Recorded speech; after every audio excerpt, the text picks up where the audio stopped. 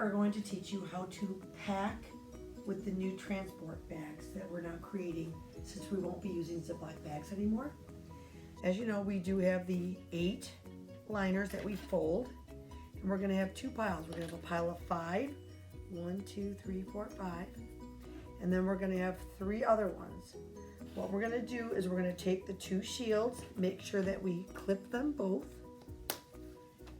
and we're going to put one in one of them with the bar soap, and then we're going to take 2 of them and put them in the other one. We kind of call these the burritos, and we're going to pack them side by side. So you're going to have 5 and 3 with the 2 shields and the bar soap. What we're going to do is we're going to open up the transport bag and put these both in side by side.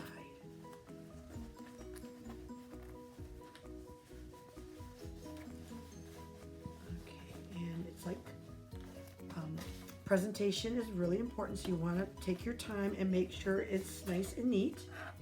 They get 2 pairs of underwear, and you're going to roll the underwear. And remember, if they're white, you're going to want to dye them so that the 2 pairs of underwear will go in the kit. Every one of them get a washcloth. We do take off the tag. We fold them in a third. Fold them in a third again. Tuck that in nice and neat. And we put that there. And then these are the instructions that they're 2-sided. We put that inside the transport bag. And then once you have your bag, after you've taken some scrap material and put the size 10 on the ribbon, you're going to go ahead and open it up. You're going to slide this right in. And again, presentation is important, so take your time and make sure it's in. You're going to slide the washcloth down in the other corner. Put in the 2 pairs of underwear. And tug it a little bit, and the kit is done.